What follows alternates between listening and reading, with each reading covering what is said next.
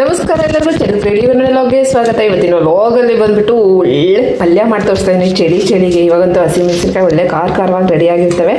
So ಹಾಗಾಗಿ ಇಲ್ಲಿ ಹಸಿಮೆಣಸಿನ್ಕಾಯಿನ ನೀಟಾಗಿ ಬಿಡಿಸ್ಬಿಟ್ಟು ತೊಳೆದು ಇಟ್ಕೊಂಡಿದ್ದೀನಿ. ಹಾಗೆ 2 ನಿಂಬೆಹಣ್ಣಿನ ಗಾತ್ರದ ಹುಣಸೆ ಹಣ್ಣು, ಮನೆಯಲ್ಲೇ ಮಾಡಿರೋ ಸಾಂಬಾರ್ ಪೌಡ್ರು, ಹಾಗೆ ಅರಿಶಿನ, ಉಪ್ಪು, ಬೆಳ್ಳುಳ್ಳಿ, ಸಾಸಿವೆ ಮತ್ತು ಕರಿಬೇವು ಒಗ್ಗರಣೆಗೆ ಎಣ್ಣೆ ಹಾಕ್ಕೊಬೇಕು. ಬನ್ನಿ, ಅದಕ್ಕಿಂತ ಮುಂಚೆ ಈ ಹಸಿಮೆಣಸಿನ್ಕಾಯಿನಲ್ಲಿ ಒಂದು ಹಸಿಮೆಣಸಿನ್ಕಾಯಿನಲ್ಲಿ 4 ಭಾಗ ಮಾಡ್ಕೊಳ್ಳೋಣ. ಸೊ ಎಣ್ಣೆ ಕಾದಿದೆ. ಬೆಳ್ಳುಳ್ಳಿ ಈ ಥರ ಕ್ರಷ್ ಮಾಡ್ಕೊಂಡಾಗಿದೆ.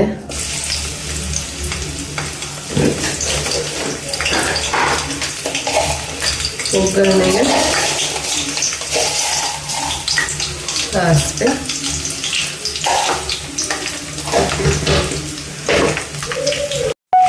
ಸೊ ಇವಾಗ ಬೆಳ್ಳುಳ್ಳಿ ಏನು ಹಾಕಿದ್ರೆ ಅದಷ್ಟು ಸ್ವಲ್ಪ ಮಾಡಿದ ನಂತರ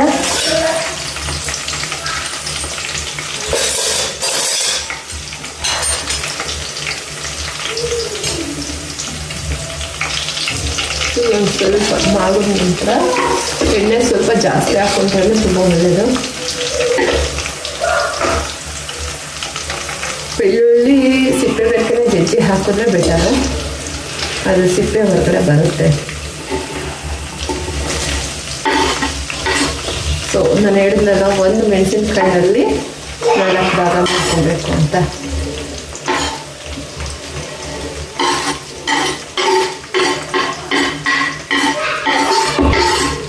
ಎಣ್ಣೆ ಹಾಕಿದ್ರೆ ಸರಿಯುತ್ತೆ ಅಂತ ಹೇಳಿ ಲೋ ಫ್ಲೇಮಲ್ಲೇ ಬೇಯಿಸ್ಕೋಬೇಕು.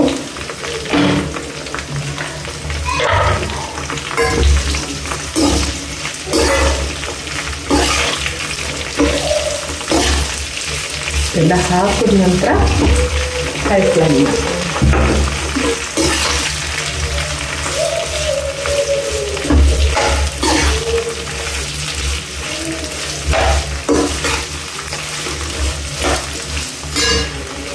ಹುಣಸೆ ಹಣ್ಣನ್ನ ಬಿಸಿನೀರಿನಲ್ಲಿ ನೀಟಾಗಿ ನೆನೆಸ್ಬಿಟ್ಟು ಇಟ್ಕೊಂಡಿದ್ದೀನಿ. ಈ ಹಂತದಲ್ಲೇ ಅರಿಶಿನ ಮತ್ತು ಉಪ್ಪು ಹಾಕೋದ್ರಿಂದ ಹಸಿಮೆಣಸಿನ್ಕಾಯಿ ಚೆನ್ನಾಗಿ ಬೇಯುತ್ತೆ. ಹಾಗೆ ಉಪ್ಪು ಮೆಣಸಿನ್ಕಾಯಿ ಏನಿದೆ ಅದನ್ನು ಫುಲ್ ನೀಟಾಗಿ ಅಬ್ಸರ್ವ್ ಮಾಡುತ್ತೆ. ಇದು ಸ್ವಲ್ಪ ಅರಿಶಿನ ಜಾಸ್ತಿನೇ ಹಾಕಬೇಕು.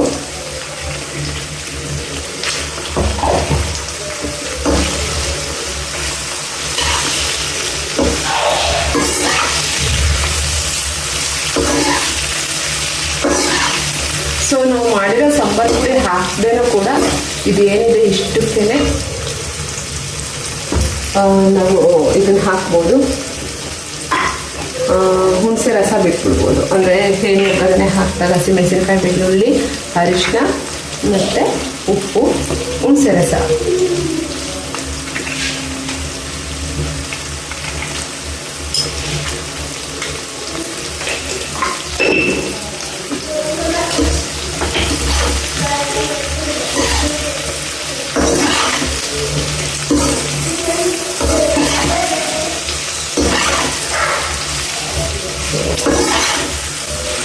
ಇದು ಫುಲ್ಲು ನೀಟಾಗಿ ಹಸಿಮೆಣಸಿನ್ಕಾಯಿ ಕಲ್ಲರ್ ಬಿಡೋವರೆಗೂ, ಅಂದರೆ ಎಣ್ಣೆನೆಲ್ಲ ಕ್ಲೀನಾಗಿ ಬೇಯಬೇಕು. ಅಲ್ಲಿವರೆಗೂ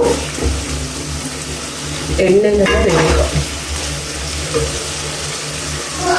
ಓಕೆ, ಇವಾಗ ಹಸಿಮೆಣಸಿನ್ಕಾಯಿ ಎಲ್ಲ ಬೆಂದಿದ್ದಾಯಿತು. ಇದು ಸಾಂಬಾರು ಪುಡಿ ಊರಿಂದ ಕೊಟ್ಟು ಕಳಿಸಿದ್ರು ಮೊನ್ನೆ ಹಬ್ಬಕ್ಕೆ ಹೋದಾಗ. ಸೊ ಕವರಲ್ಲಿ ಸ್ವಲ್ಪ ಎಕ್ಸಸ್ ಇತ್ತು, ಅದನ್ನೇ ಹಾಕ್ತಿದ್ದೀನಿ. ಅದಕ್ಕೆ ಒಂದು 2 ಸ್ಪೂನಷ್ಟು ಹಾಕ್ತಾಯಿದ್ದೀನಿ, ಸ್ವಲ್ಪ ಮಂದ ಬರಬೇಕು ಅಂತ. ಸಾರಿ, ನನಗೆ ಸ್ವಲ್ಪ ಬಿಸಿ ಜಾಗದಲ್ಲಿ ಕೆಲಸ ಮಾಡೋದು ಅಂದರೆ ಸ್ವಲ್ಪ ಭಯದಲ್ಲೇ ಇರ್ತೀನಿ. ಈ ಹಂತದಲ್ಲಿ ಏನು ಮಾಡಬೇಕು ಅಂದರೆ ಸಾಂಬಾರು ಪುಡಿ ಫುಲ್ಲು ಕಂಪ್ಲೀಟಾಗಿ ಹೋಗಬೇಕು.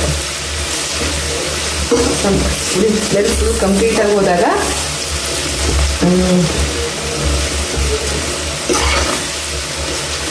ಎಣ್ಣೆನೆಲ್ಲ ಫುಲ್ಲು ಕಂಪ್ಲೀಟಾಗಿ ಮಾಡಿಸ್ಬೇಕು. ಆಪ್ಷನಲ್ಲು ಯಾರಿಗಾದ್ರೂ ಇಲ್ಲಪ್ಪ ಇಷ್ಟೊಂದು ಹಸಿಮೆಣಸಿನ್ಕಾಯಿ ಹೊಟ್ಟೆ ಉರಿಯುತ್ತೆ, ಸ್ವೀಟ್ ಬೇಕು ಅನ್ನೋರು ನೀವು ಬೆಲ್ಲ ಹಾಕ್ಕೋಬೋದು. ನಾನಿಲ್ಲಿ ಬೆಲ್ಲ ಹಾಕ್ತಾಯಿಲ್ಲ, ಹುಣಸೆಹಣ್ಣು ಹಾಕ್ತಿದ್ದೀನಿ. ಬಟ್ ನಾನು ಮನೆಯಲ್ಲೇ ಯೂಸ್ ಮಾಡೋದಾಗಿದ್ದರೆ ಬೆಲ್ಲ ಹಾಕ್ತಿದ್ದೆ. ನಮ್ಮ ಮನೆಯಲ್ಲಿ ಸ್ವಲ್ಪ ಸ್ವೀಟ್ ಯಾರೂ ಇಷ್ಟಪಡೋದಿಲ್ಲ.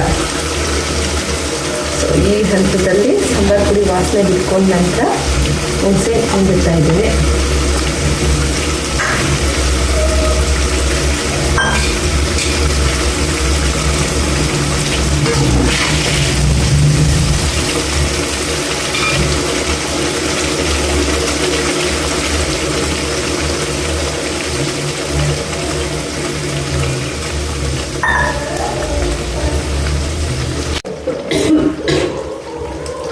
ಹುಣಸೆ ರಸ ಬಿಟ್ಟಾಯಿತು. ಬಿಟ್ಟ ನಂತರ ನಾನಿಲ್ಲಿ ಆರ್ಗ್ಯಾನಿಕ್ ಬೆಲ್ಲನೇ ತೊಗೊಳ್ತಾ ಇದ್ದೀನಿ. ಸೊ ಗುಡ್ ಲೈಫ್ ಅವ್ರದ್ದು. ಇದು ಒಳ್ಳೆ ಐಸ್ ಕ್ಯೂಬ್ ಟೈಪಲ್ಲಿರುತ್ತೆ. ಸೊ ಇದು ಜಸ್ಟ್ ಹಿಂಗೆ ಕ್ರಷ್ ಮಾಡಿದ್ರೆ ಆಯಿತು. ತುಂಬ ಏನಿಲ್ಲ ಮಾಡೋದು ಬೇಡ. ಜಸ್ಟ್ ಇಷ್ಟೇ ಆಗ್ತದೆ ನಾನು.